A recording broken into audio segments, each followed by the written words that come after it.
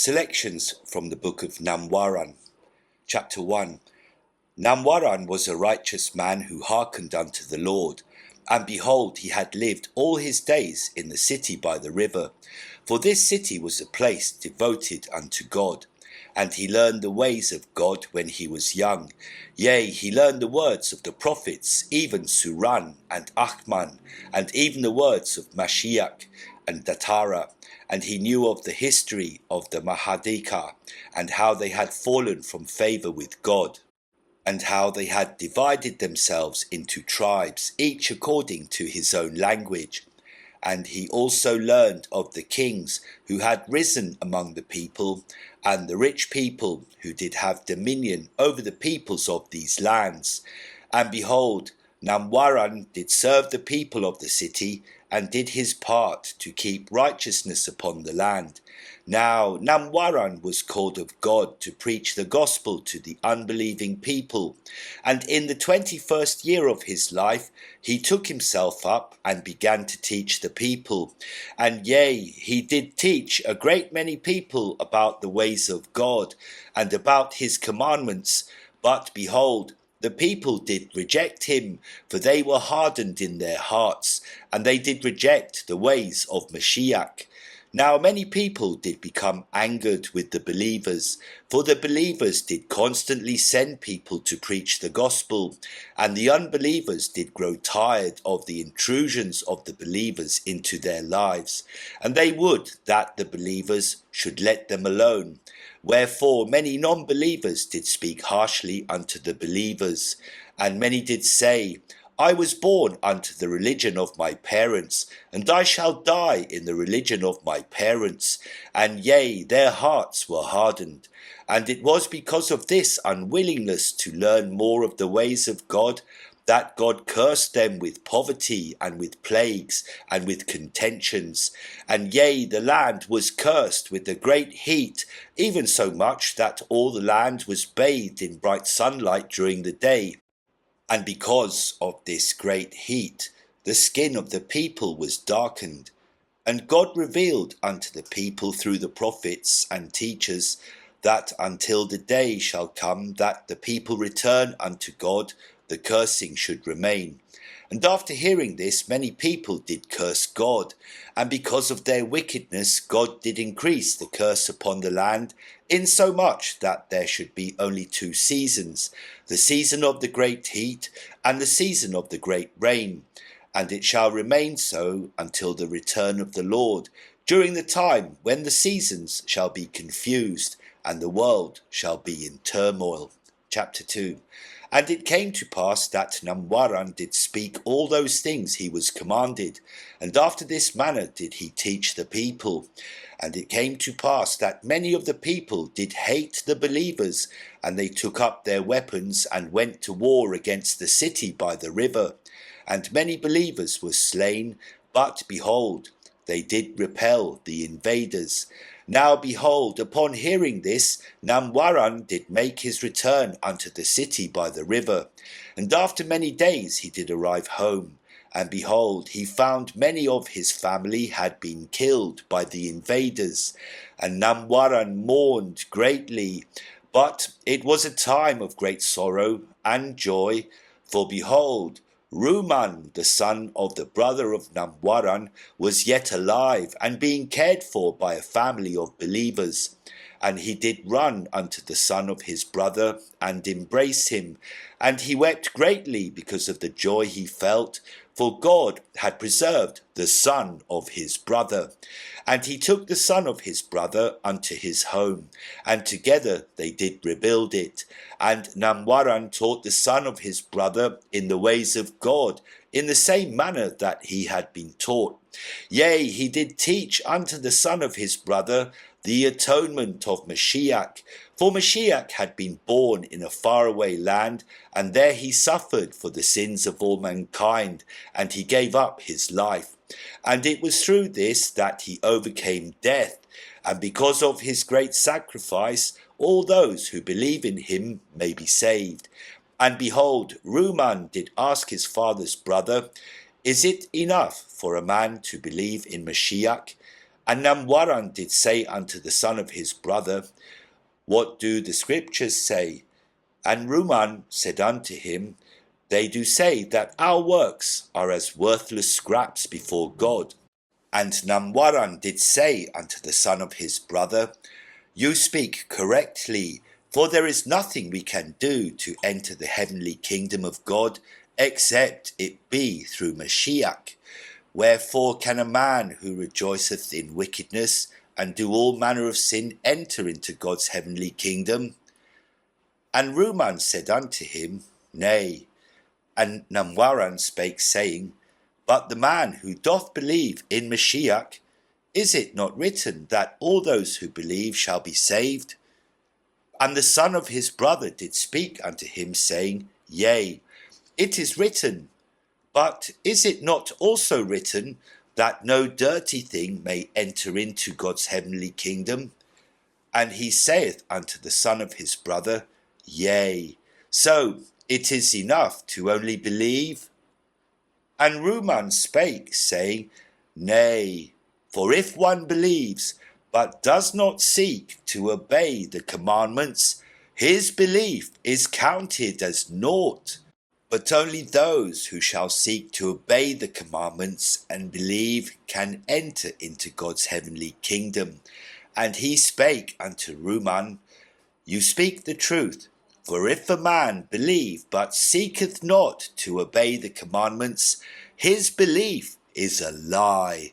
And he that lieth committeth a sin, and he who sinneth and repent not cannot bear God's presence, and cannot enter his heavenly kingdom. And Namwaran taught many more things unto Ruman, the son of his brother. Chapter 3. And it came to pass that Namwaran did also learn the arts of battle, and he did so that he might defend himself and the son of his brother from those who hated the believers. And he did practice with all manner of weapons, and did spend many years perfecting his movements and skill. Wherefore he did gain confidence and humility, even so much that he did successfully defend the city by the river from many attacks by non-believers. And yea, he did become a warrior of great renown. And he did also teach these arts unto Ruman. And it came to pass that in the 28th year of Namwaran's life, the chief of the great kingdom of Tundun did hear of the great warrior, and the chief did send a messenger to call Namwaran to appear before him. And Namwaran did leave the duty unto Ruman to defend the city, and took his travel to the kingdom of Tundun. And after the space of many days he did arrive and appear before the chief. And the chief did call upon Namwaran to raise an army to defend the kingdom of Tundun. For the tribes outside of the kingdom of Tundun were jealous of the favour that had been given unto the kingdom. For the foreign powers did look favourably upon the kingdom of Tundun, and they did give aid unto the kingdom, and the tribes did desire to steal that aid, so that they could become rich. And Namwaran did agree to train an army, and the chief of Tundun did desire to know what payment Namwaran desired with which to compensate him. And one of the chief's advisers had a daughter, whose name was Jidana. And he spake unto the chief, saying, Let him take my daughter Jidana to wife, wherefore we may assure his loyalty unto our kingdom. And the chief spoke unto Namwaran, saying, In addition to the payment thou shalt request, I will give unto you the daughter of my adviser, for she is very fair and beautiful to look upon. And Namwaran said unto the chief, The payment I request is only that I may also use the army to defend the cities of the believers. And behold, the chief agreed, for there was not any contention between the kingdom of Tundun and the believers. And Namwaran also spake, saying, I know not if I can take your adviser's daughter to wife, for I know not if she is given unto me of the Lord. For it is the ways of the believers that a man cannot take a woman to wife, save she is given unto him of God. For it is only through the Spirit of God that a family can grow in faith and righteousness. And behold, it is the belief of the believers that if a man shall be bound to a wife, or two, or three, or as many as are given unto him in a sacred place, they shall remain bound together, and all the children they have shall be bound with them. And this is a strong belief of the believers, for it is very important. Wherefore, allow me to meet her and to court her, and also that I may know of God, if she hath been given unto me. And the chief did agree, for he did not share the belief of the believers, but he did not demand that it be rejected. Chapter 4. And it came to pass that Namwaran did go up to the house of the daughter of the adviser, and he did meet the daughter. And he beheld her, and that she was very beautiful, and his desire was unto her, for he had experienced much loneliness. And he did converse with her, but she had not a desire unto him. Wherefore Namwaran departed the land, and returned unto his home. But he was not discouraged, for he did send unto her writings of great love. And he did pour out his heart unto her. And the desire of her heart began to turn unto him, and she did begin to love him. And he did speak unto her concerning his beliefs, and those things which were important to his heart.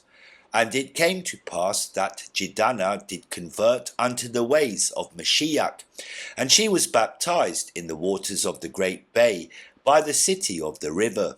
And Namwaran did baptize her. And because there was no longer any temple in the land, for the sacred things had since been removed to a place of safety, Namwaran did construct a tabernacle out of bamboo. And he and Jidana were married after the holy fashion in the tabernacle. And Jidana did bear Namwaran a daughter. And Namwaran did train his army for many years. Now after these years Jidana did also bear a son. Now behold, Ruman did remain in the city by the river, and he did continue to work among the city, for there had arisen much unrighteousness among the believers. For they began to turn unto the desires of their hearts, rather than the will of Elohim. And Namwaran, desiring to provide a righteous household for his family, did build a righteous home, that there should be an inheritance unto his children. And he did build his home as a fortress, to protect them from the wicked people in the land. Chapter 5. And it came to pass that many tribes did come unto the kingdom of Tundun to war against them, and they did bring all manner of weapons. And it came to pass that Namwaran did gather his army, and they did go up to meet the armies of the tribes, and they did begin to war against the armies. And Namwaran did lead the armies in many successful battles against their enemies. And after many years of war, Namwaran did leave the command of the armies, for there were fewer wars in the land, and the kingdom of Tundun had become more established in the land. And Namwaran did see that the numbers of believers were decreasing. For some had been killed, and others had fallen from their belief because of the strength of the foreign beliefs in the land. And he knew that he must preserve the words of God for future generations. And it came to pass that Namwaran did take those words of God which were in his possession, and he took them to the mountains, for he knew where the sacred and precious things had been stored, that they might be hidden up, for this knowledge had been passed down by all who had been called chief high priests, and did find the cave, and did store the records within the cave. Now it came to pass that God did speak unto him, and command him to gather the records of his words given among the Mahardika. And he did command Namwaran to bring all the records into this cave, and there the records should be preserved, until a future time, when they should come forth and bring light unto all those who should read them.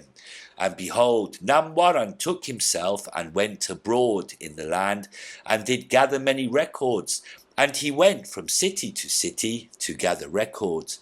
But behold, he did see much wickedness in cities that had been cities of believers, and there were very few believers left in the land, for the ways of all the children of Achman had been perverted, and they did tear down the worship places of the believers, and they did destroy all the works and records of the believers, insomuch that there were no remnants left of the believers in the land.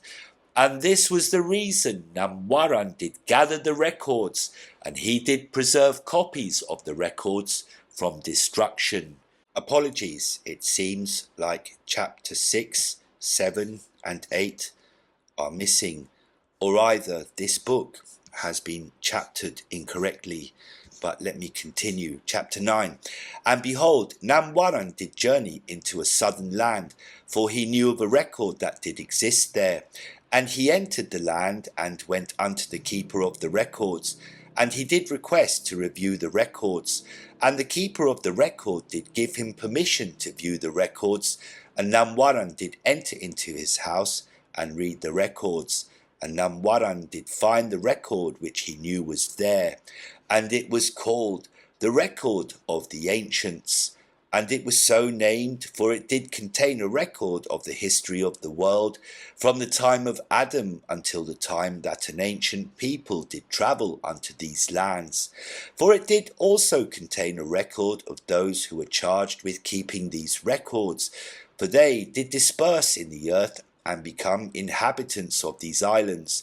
And thus the records did come into the hands of the people of these islands. And the record of the ancients was a very valuable record, for it contained much writing and knowledge, and the record was very large. And Namwaran did ask the keeper of the records if he could take the records to keep them, and the keeper of the records refused, for he knew they were of great value. And Namwaran offered a great sum of gold in exchange for the records, and the keeper of the records agreed that if Namwaran would deliver unto him the gold, he would give him the records.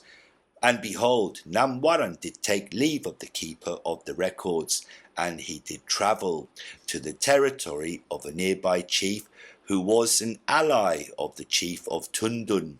Namwaran did approach him, for the chief did know of the legendary Namwaran, and Namwaran did ask a great favour of the chief, for he desired to purchase the record of the ancients, but had not money wherewith to purchase them. And he did ask a favour of the chief, that he might loan the sum of money needed to purchase the record. And the chief did agree, for he knew Namwaran was a servant of the chief of Tundun, and was a loyal and honest man, for he had fought in many battles to protect their lands. And the chief did deliver unto him the gold, and Namwaran did take the gold to the keeper of the records, and did purchase the record of the ancients. And he did return with the records to the cave wherewith he had hid up the other records. And it is a righteous work that records should be kept and preserved, for God hath given us an ability to keep records, and it is such that the works of our days may be kept. And those generations who keep records shall be judged out of the records they keep, and they who might keep records but do not keep them shall be judged severely. Chapter 10. Now this was the great prophecy of Namwaran, and behold, after many years Namwaran did finish gathering the records of the Mahardika, and he had taken them to a secret cave and hidden them there, and the number of these records was great. And Namwaran had grown to a great age, and had endured much hardship from the gathering of those records. For behold, he had travelled the whole land round about to gather these records, and it was his intention to bring many of these records together and form a book which would go forth among the descendants of Suran in the last days.